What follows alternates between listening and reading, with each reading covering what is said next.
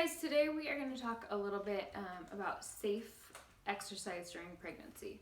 There are definitely a lot of false beliefs out there on what's okay and what's not okay to do. I get a lot of questions basically. It's the beginning of my pregnancy.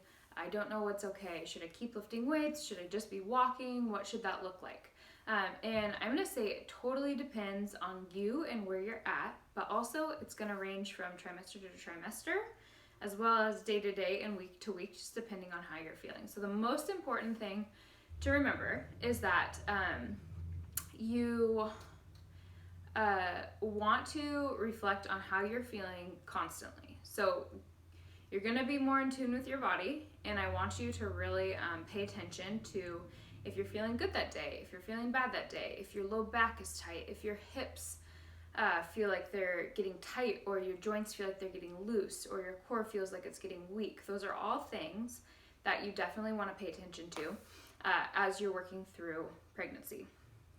The next thing to consider, and what I typically tell people, is you're fine to do almost everything, which I'll give you some guidelines in a second, that you've been doing before you got pregnant. So what people shouldn't do is say, okay, I'm pregnant, now I want to start this extreme workout routine and I'm going to change all of these things because I want to stay fit during pregnancy.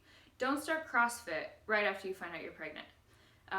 That's like two extremes, right? If you haven't been doing anything before, or you've just been like doing light cardio, maybe once or twice a week, don't go from extreme to extreme. You can continue doing everything that you've been doing beforehand, and keep doing it, and continue to try to do it on a regular basis. It gets really hard at the beginning, at the end, just getting to the gym or doing a workout in general. So trimester from trimester is definitely going to change as well. So first trimester is, in my opinion, the hardest because you're sick, you're tired, you don't want to go, you don't want to get out of the house. So from my experience, my first pregnancy, I was really, really sick, super nauseous for a long time with both of these pregnancies. And the first one, every time I would go to the gym and actually get a workout in, my nausea would go away.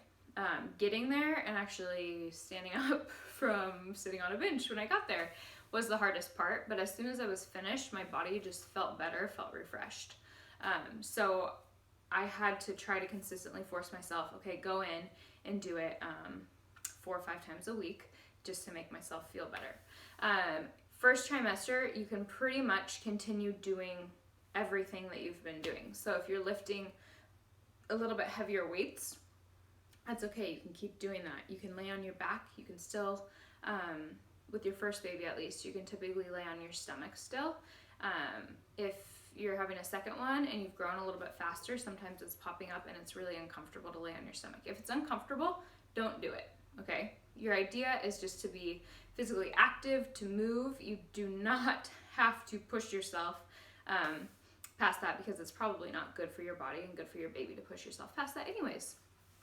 With this pregnancy, I had a lot harder time the first trimester. Every time I would go, I would actually feel more sick. So what I had to do was I had to scale back my workouts. I still went, but what I did was I maybe did some light walking and then some really light weightlifting, where I was either just standing in place or sitting. Nothing super intense, because I didn't feel good if I did too much. So if my body temperature, my core temperature got up, I just felt like crap. So think about those things as you're doing it. First trimester, really working on that deep core muscles. So being on your back, you can see some other videos that I've done on that deep core work, which is really important to keep yourself nice and strong as your belly starts to expand.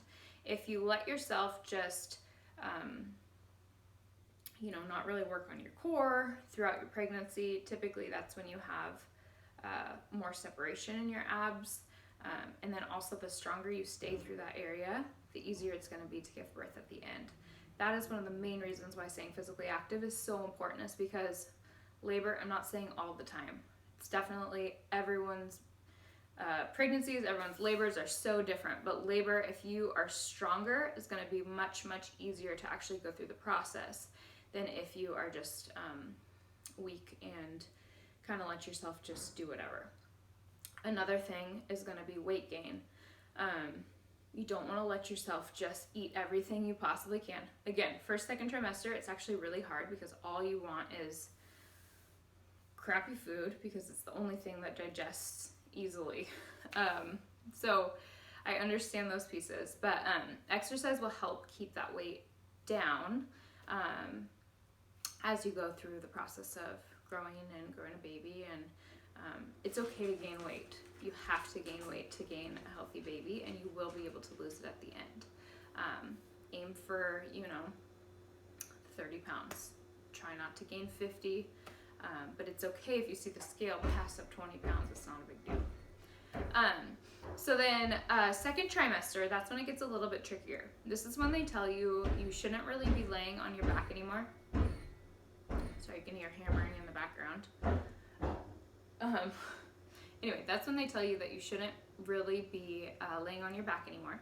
So this is one thing that I really just kind of pay attention to how myself or how my clients are feeling. If you're laying on your back for small periods of time at once, so 30 seconds or a minute at a time, you and your baby will typically be okay. Now, if you're laying on your back and you feel like you can't breathe, or you feel like you're not getting enough air, it feels uncomfortable, that's when you need to stop laying flat on your back to do your core exercises or to do different exercises. If you're laying down for 30 seconds or a minute at a time, you will be just fine. As long as you, again, are really paying attention to, smelling the baby, really paying attention to how your body feels, okay? This is when you want to avoid being flat on your stomach. It's typically going to get uncomfortable anyways, and there's just really no reason why you need to be laying flat on your tummy anyways. You don't need to do Supermans, things like that. Yes, they're great for your back, great for your glutes, everything, but just during pregnancy, not a great exercise to do. Again, putting exercises that are typically pretty hard on your core. So second trimester, usually if you're pretty strong at doing normal push-ups or even sometimes push-ups on your knees, you'll start to feel like it's just too much pressure on your core. And at that point, that's when you need to stop doing those things. If you feel like you're strong enough to do it, you feel like your core is strong enough to do it, then it's okay, as long as you're not laying flat on your belly. But then you can also, if you need to, start to progress up to doing an incline push-up or doing a push-up on the wall.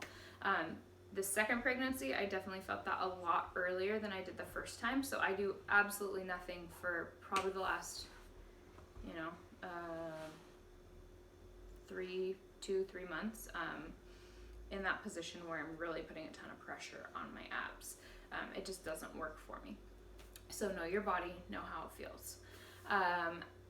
Those are the two main things: laying flat on your back, laying flat on your stomach. Oh, and lifting heavy weights. So when you are going through your repetitions of, maybe you've been lifting 8 to 12 reps of heavier weights, it's okay to keep your weights a little bit heavier. The issue is just going to be when you start to feel it in your low back. That's usually because your core cannot, it's just not strong enough to keep the position that it needs to keep, and that's okay. So you need to drop your weight at that point to a lighter, higher rep. So if you do, if you're doing squats, a lot of times I'll do squats and I'll hold weights. Some days I can hold 10 pounds. Some days I need to hold 5 pounds. In the beginning, I could still do a little bit heavier where I had the bar. And so, again, it just depends. If you start to feel like your hips are getting looser because all of your joints are going to kind of loosen up, you'll feel like kind of pressure down there.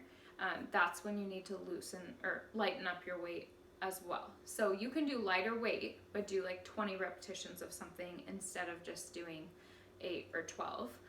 It's okay to stay heavy if your body feels good and if your form is good. If you have questions on form, ask somebody, ask a trainer at your gym, ask anyone. You can message me, you can video and ask questions. So those are main things to think about when you're thinking about weight. So it's not a huge deal if you're still lifting heavy. I mean, you'll see videos on Instagram of people lifting heavy weights, people doing, you know, all sorts of crazy things. I would say usually they are people that are working out all the time, and they start out very strong, and they may have even gotten weaker since they started. But they started out super, super strong. So if you're not there, it's okay. You can do body weight exercises. You can do really light weights. Use 5 pounds. Use no pounds at all, and that's totally fine. Third trimester, you're gonna get to a point where maybe things just feel like, number one, you're tired. Number two, your joints are definitely gonna feel loose. You're gonna feel pressure a lot of different places. You're gonna feel tightness. Some days you need to just stop and stretch, okay? If you feel tight, your low back feels tight, walk and stretch. Stretch, stretch, stretch. The more you stretch, the better you're gonna feel. The looser you can keep your glutes, the better you're gonna feel, okay? The most important exercises that you can do is, number one, is stretching. Number two is keeping your butt nice and strong. And then keeping your core nice and strong. All of that's related, but that will help. Keeping your glutes strong will help keep everything else strong. So you can kind of adjust exercises, and I've done some videos where I've shown some different exercises that I've adjusted, where I used to do them on the floor and now I do them on a bench or whatever. So you can do that. I once had a massage therapist ask me if, she said, oh, you foam roll when you're pregnant? Like, I thought that you shouldn't do that. You can foam roll when you're pregnant. The thing that you want to watch out for is putting too much pressure on that mid back, on that low back, as you're doing those things. So don't do things that put a ton of pressure on that low back and on that mid back. You don't really want to foam roll through this area too much. You definitely can, but you don't want to induce labor on yourself from doing that. Keep your glutes loose, keep your calves loose. All of those things are going to be good for you, and foam rolling is actually going to make you feel better, as long as, again, you're listening to your body. You're not working through that kind of mid-low back area too much, but you can work through your glutes. I think that that's pretty much it. As you get to the end, just, like I've said a million times, know your body, know how you feel, adjust what you need to adjust, and if that means that you just need to walk, I really highly recommend get out, get some exercise in, get a walk in. You might not be able to run. If you can run through your pregnancy, it's okay to run. You can continue running. You just want to make sure that you're stretching afterwards, and make sure, again, that you're not having too much pressure on those hips. First pregnancy, I ran almost all the way to the end. This time I haven't really been able to run at all since the beginning, and that's okay.